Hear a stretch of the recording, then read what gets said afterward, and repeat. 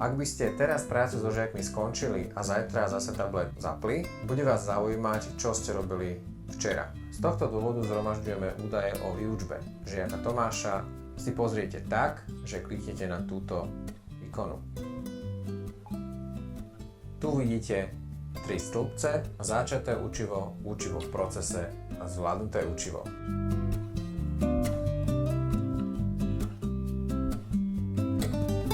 Keďže žiak Tomáš má zapnuté bezchybné učenie, tieto 2 stĺpce sa začnú naplňať až vtedy, keď sa bezchybné učenie samo automaticky vypne. Pozrieme sa na Sandru. Toto je jej začaté učivo, toto je učivo v procese a pokiaľ Sandra v ďalších lekciách tieto objekty aspoň 3-krát po sebe identifikuje správne, dostane sa napríklad slovo obdĺžnik zo stĺpca pre učivo v procese do stĺpca pre zvládnuté učivo. Pozrieme sa na žiaka Šimona. Takisto niektoré slova sú začaté, niektoré sú v procese. Medzi učivo v procese sa dostanú také slová, na ktoré žiak odpovedal správne aspoň 1-krát. Toto je štatistika učenia pre žiaka Bina, ktorý je bez postihnutia.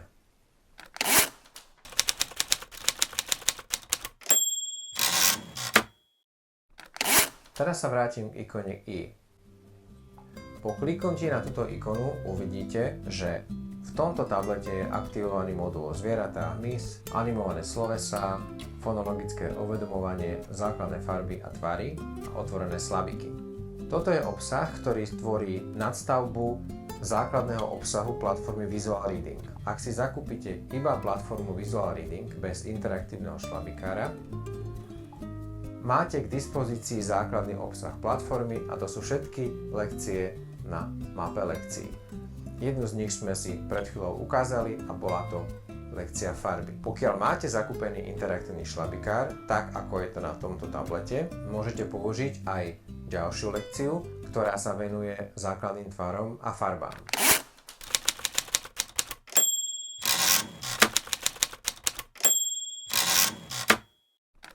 Zo stredu mapy kliknite na vetvu Ostatné, potom na obrázkovú časť. Teraz zapnite filter objektov a potom ikonu Zoradenie podľa modulov. V pravej časti obrazovky máte možnosť prstom posúvať sa medzi jednotlivými modulmi. Momentálne sú tu moduly fonologické uvedomovanie a základné farby a tvary.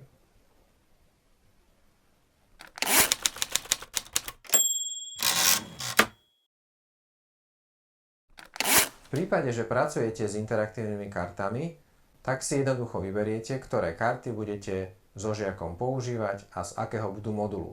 Avšak tu sme v digitálnom prostredí a musíme urobiť to isté, ale digitálnym spôsobom. Položte prst na riadok a počkajte, kým zmení farbu na modrú. Potom označte ďalšie objekty, ktoré chcete, aby v lekcii boli prítomné. Povedzme, že označíme iba tieto farby v základnom vyhotovení.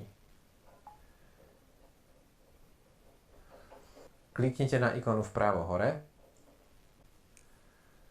a v tomto okne lekciu nazvite.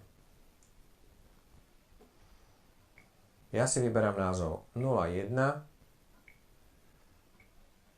základné farby. Klikám na tlačidlo Hotovo. To, čo teraz vidíte, je zoznamom vlastných a zdieľaných lekcií.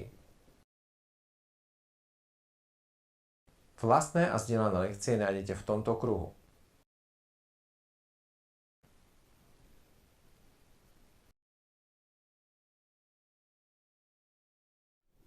Vlastnú lekciu, ktorú som práve vytvoril, mám dostupnú pre všetkých žiakov, takže aj pre žiaka Bina, bez postihnutia. Klikám na vetvu Ostatné, vlastné a zdieľané lekcie.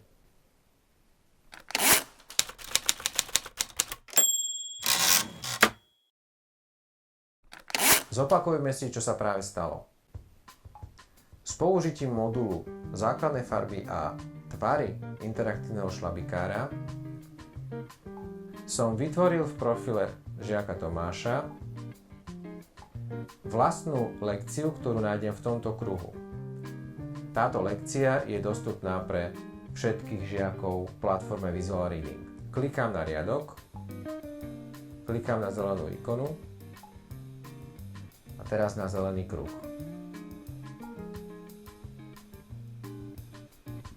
Zelená, oranžová, modrá, fialová, šedá, hnedá, ružová, hnedá, oranžová, oranžová. V tomto momente sa zastavím, aby som poukázal na to, že v profile žiaka Tomáša je aktívne bezchybné učenie. Bezchybné učenie znamená, že okolo správnej odpovedi bliká rámik. Šedá, zelená, zelená.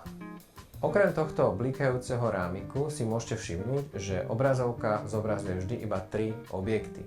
Z toho 2 objekty sú menej viditeľné a tieto odpovede sú nesprávne. Žiak sa veľmi rýchlo naučí, že musí klikať na výraznú odpoveď ohraničenú blikajúcim rámikom. Modrá, fialová, ružová. Lekciu, ktorú ste práve videli, sme uskutočnili v profile žiaka Tomáša, ktorý má zapnuté bezchybné učenie a z toho dôvodu okolo každej správnej odpovedi blikal tyrkysový rámik. Poďme sa pozrieť na tú istú lekciu v profile Sandry.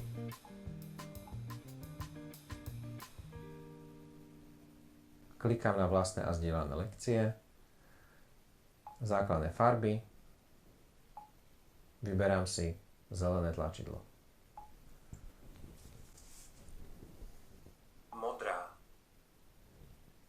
Hnedá, oranžová, ružová, fialová, zelená, šedá,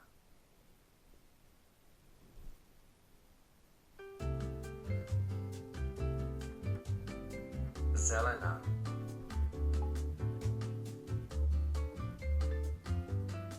fialová,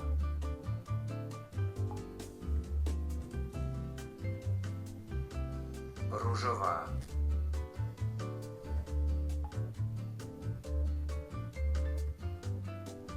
hnedá,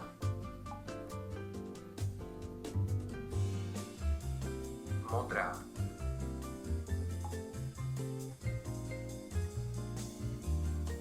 šedá,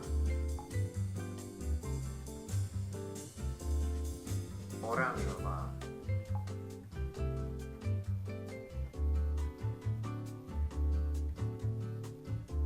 poďme sa teraz pozrieť na tú istú lekciu v profile Simon. Klikám na vetvu Ostatné, vlastné a zdieľané lekcie, základné farby a zelené tlačidlo. Ružová,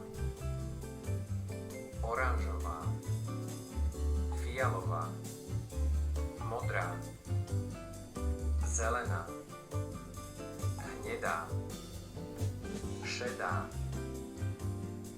modrá, šedá, zelená, hnedá, oranžová, fialová, ružová.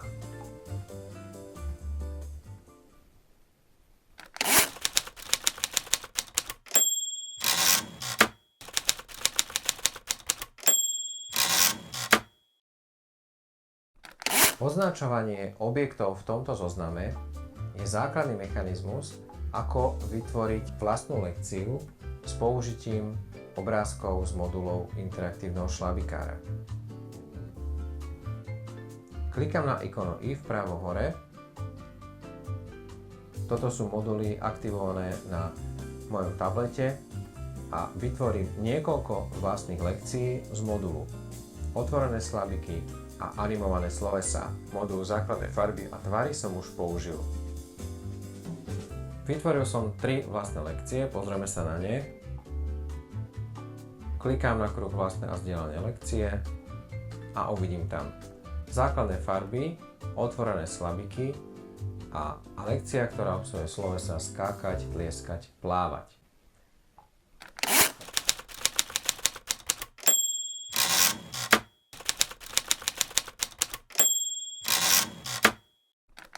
Lekciu otvorené slabiky som vytvoril v tejto časti abecednej.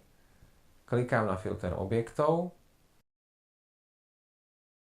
položím prst na riadok a vyberám ďalšie slabiky. Potom kliknem na ikonu vpravo hore a nazvem lekciu.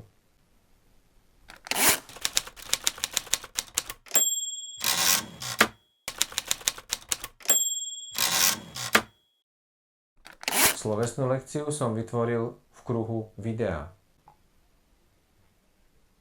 Zapnem filter objektov, zoradenie podľa modulov, vyberiem si animované slovesá, podržím prst na riadku a označím si maximálne 4 položky. Kliknem na ikonu New vpravo hore a nazvem lekciu. Po tomto kroku sa lekcia zobrazí v kruhu vlastné a zdieľané lekcie.